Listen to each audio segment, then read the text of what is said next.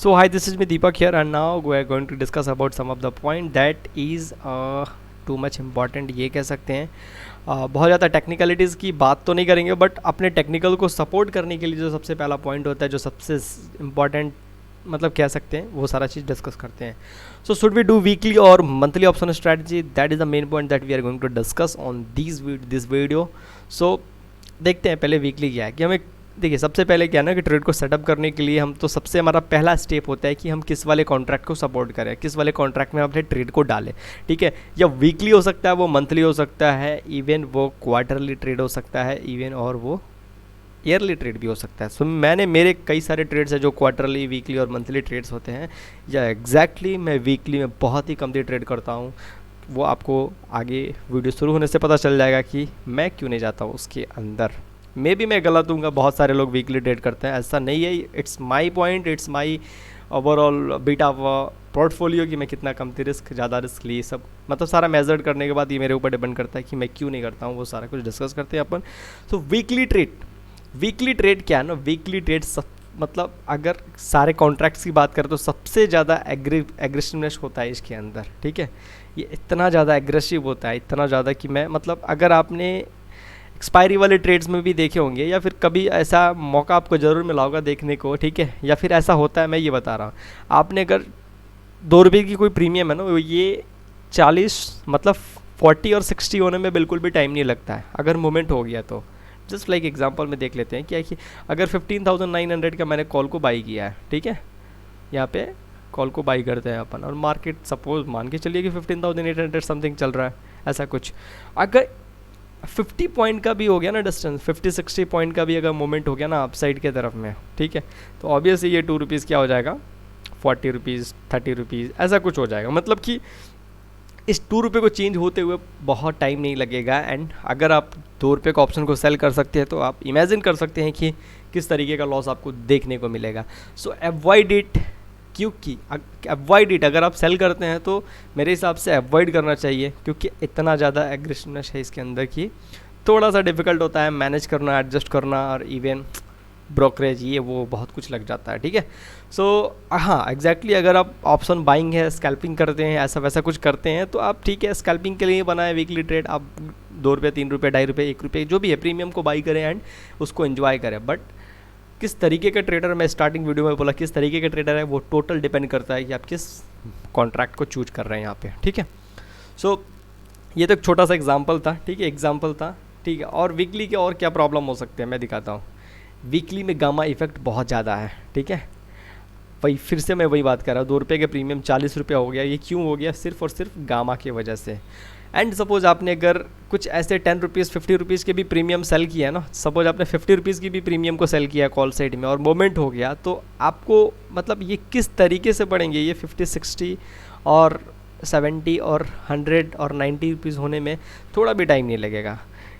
And यही एक सबसे बड़ा प्रॉब्लम है कि इसको इतना ज़्यादा एक्टिवली मैनेज करना पड़ता है कि ये ट्रेड्स थोड़ा सा नेगेटिविटी के साइड में हो सकता है, एंड थोड़ा सा एग्रेसिवनेस होने के कारण ये हम इस ट्रेड में ज़्यादा सर्वाइव नहीं कर पाते हैं, एंड मेंटली बहुत ज़्यादा प्रेशर दिखा सकता है इस वाले वीकली ट्रेड में।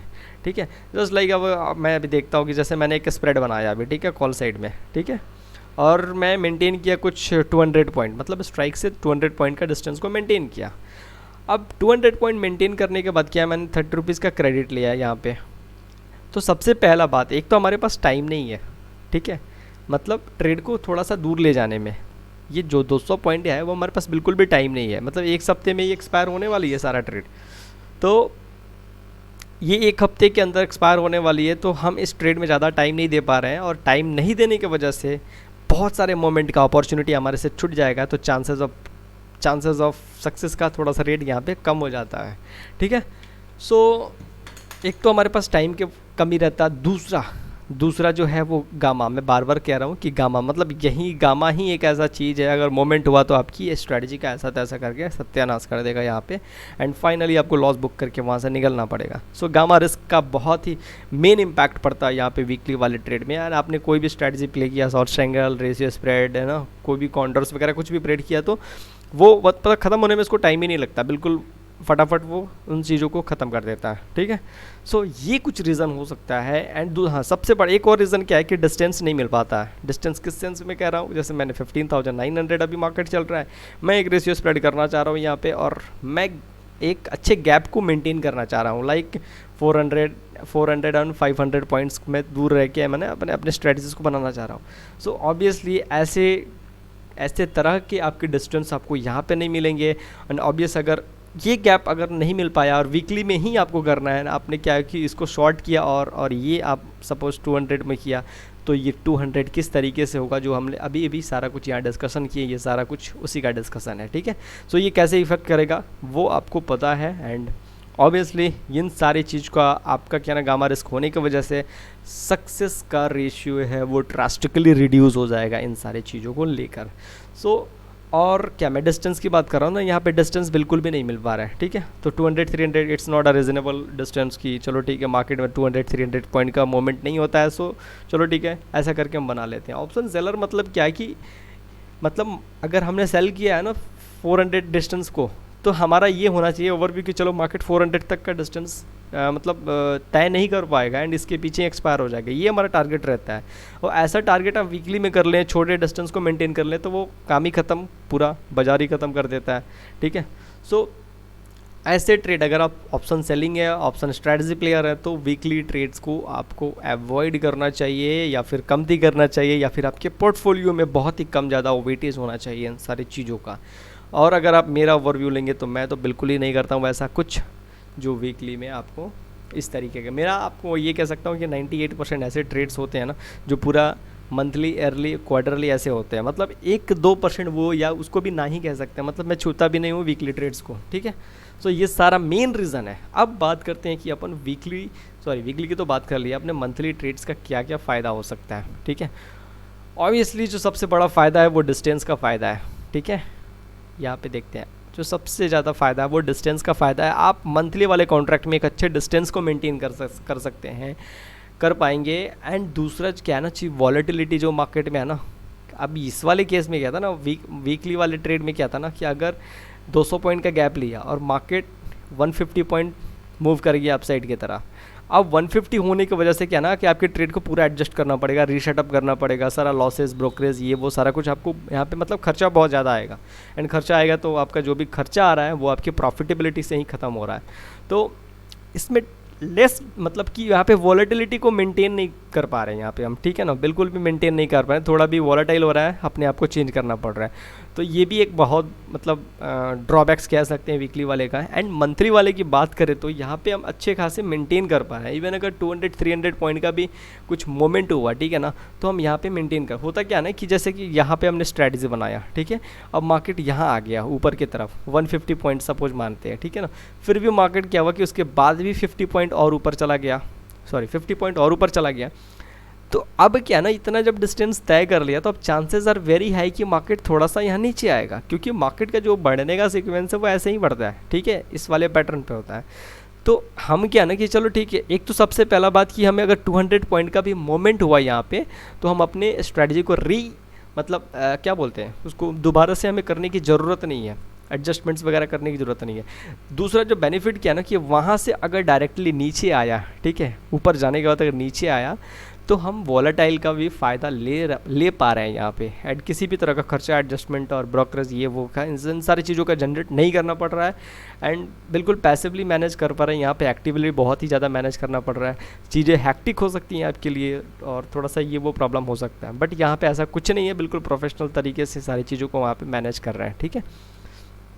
तो जो मेन सबसे बड़ा पॉइंट है कि आपको डिस्टेंस यहाँ पे बहुत अच्छे खासे मिल पा रहे हैं, so that is a point. दूसरा, आपको वॉलेटिलिटी से डर नहीं है, मतलब एज़ कम्पेयर टू वीकली, ठीक है, वॉलेटिलिटी से आपको डर नहीं है, ये सारा कुछ फ़ायदा हो रहा है। देन अगर ये और गामा का तो बिल्कुल भी नहीं है, क्योंकि अभी हमारे कॉन्ट्रैक्ट में तो बहुत टाइम है एक्सपायर होने को, 30 डेज़ 20 डेज़ ऐसा कुछ टाइम है, तो अभी तो टाइम एक्सपायर होने के लिए, तो इन सारी चीज़ों का भी ये फ़ायदा हो जाता है। और ट्रस्ट मी दैट कि अगर ऐसे आपको फ़ायदे मिल रहे हैं ना, आपको इन तरीके के अगर फ़ायदे मिलते हैं ना, तो chances are very very high कि आपके ट्रेड्स की सक्सेस रेशियो वो सबसे ज़्यादा होगा, मतलब एज़ कम्पेयर मतलब ज़्यादा होगा, ये कहना चाह रहा हूँ। कंपेयर करें वीकली और मंथली के तो ऑब्वियसली ये मंथली वाले का सबसे ज़्यादा हो सकता है, ठीक है। और इससे भी ज़्यादा अगर सक्सेस रेशियो आपको डालना है तो ऑब्वियसली आपको नेक्स्ट मंथ में जाना पड़ेगा, ठीक है। और उससे भी ज़्यादा फार मंथ में और ईयरली में तो पूछिए ही मत। सो ये थोड़ा सा पैरामीटर था जो मैं डिस्कस करना चाह रहा था यहाँ पे वीकली और मंथली को लेने के लिए। वो मैं अपना मतलब जो चीज़ मैं डिलीवर कर पा रहा हूँ वो अच्छे से किया हूँ, ठीक है। एंड अगर आपको ऐसा कुछ लग रहा है कि ये बहुत ज़्यादा कॉम्प्लेक्स है ये वो, या फिर कुछ ऐसा फीडबैक देना चाह रहे हैं कि हाँ ऐसा बहुत कॉम्प्लेक्स हो जाता है ये वो, तो आप मुझे कमेंट में बताएं बिल्कुल। सो आज का जो एजेंडा ये सारा कुछ मतलब हमने क्या है कि सारा चीज़ डिस्कस कर लिया कि हमें ये और वो करना है, ठीक है। मतलब कॉन्ट्रैक्ट्स को मंथली और वीकली कॉन्ट्रैक्ट्स को लेना है। उसके बाद क्या होता है जो सबसे डिस्कस करने वाला चीज़ होता है कि आप वो कॉन्ट्रैक्ट लेने के बाद कितने रिस्क एंड रिवॉर्ड पे आपने काम किया, ठीक है। एंड जो भी आपने रिस्क लिया क्या वो रिस्क आपकी कंट्रोल में है या फिर आउट ऑफ कंट्रोल है।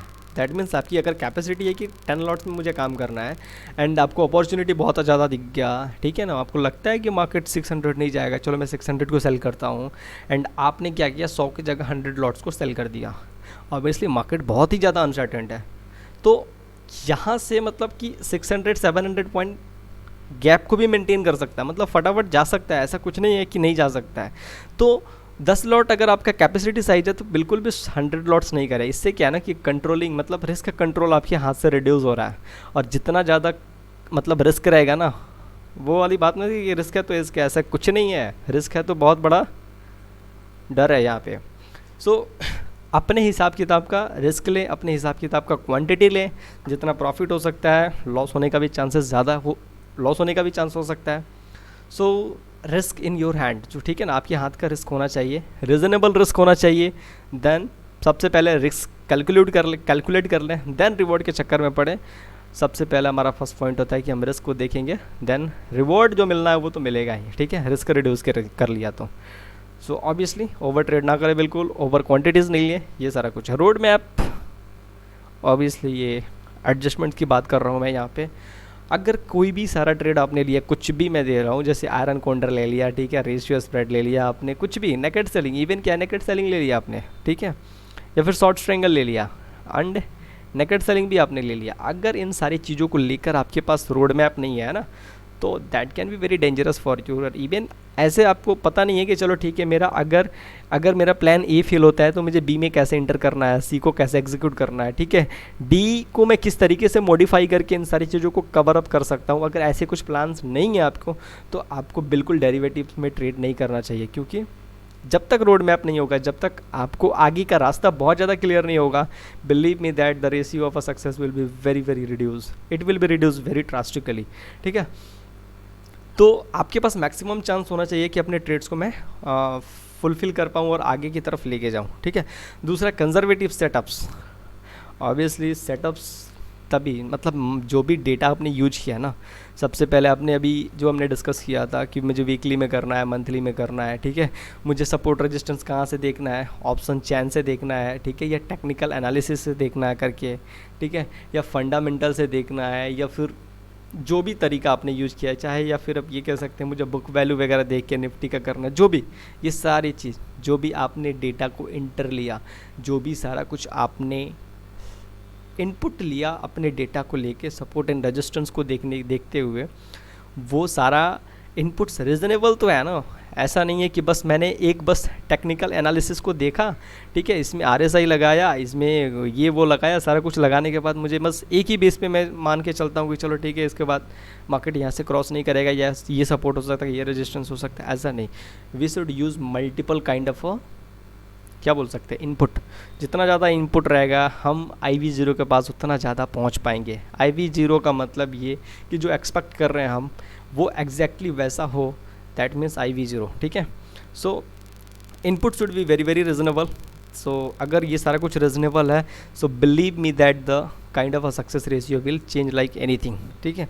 मे बी आपके सारे ट्रेड्स, या फिर मतलब सारे ट्रेड्स नहीं, मतलब ये कहना चाह रहा हूँ कि आपके मतलब वर्स्ट से वर्स्ट सिचुएशन वाले ट्रेड्स में भी क्या है ना कि आप उसमें फायर फाइटिंग करने के बावजूद भी आप प्रॉफिट में यहाँ पे एग्जिट हो पाएंगे। That is the main point that I am talking to. मतलब अगर इन एजेंडा पॉइंट्स की बात करूँ ना, आज की पॉइंट्स की जो बात करूँ, ये सारा कुछ फाइनल रिजल्ट ये लाता है कि आपके ट्रेड्स कितने ज़्यादा सक्सेस हो पा रहे हैं एंड आपके ज़्यादा कितने सक्सेस, ये सारा कुछ डिपेंड करता है। कुछ तो टॉपिक ऐसा जो था हमने अभी डिस्कस किया पूरा का पूरा, दूसरा आपका इनपुट कैसा है, प्लानिंग कैसा है, रोड मैप कैसे तैयार किया है, कितना कंजर्वेटिव सेटअप्स लिया आपने, ठीक है, रिस्क एंड रिवॉर्ड कितना लिया है। सो ये सारा चीज़ हमने आज डिस्कस किया। होप आपको ये सारा चीज़ पसंद आया हो और फ़ायदेमंद हुआ हो। तब तक के लिए मिलते हैं नेक्स्ट वाले वीडियो में। अभी के लिए चलते हैं, बाय बाय। ये अपना चैनल है, अगर आपको सच में कुछ लगा कि हाँ वीडियोज़ इन्फॉर्मेटिव है, you can like it and subscribe it and also share it. और कुछ डिस्कशन करना हो, इवन कॉन्टैक्ट मी एट 8804038785, इस वाले नंबर पे मिलते हैं, ठीक है। सो तब तक के लिए bye bye and meet on next video, bye bye.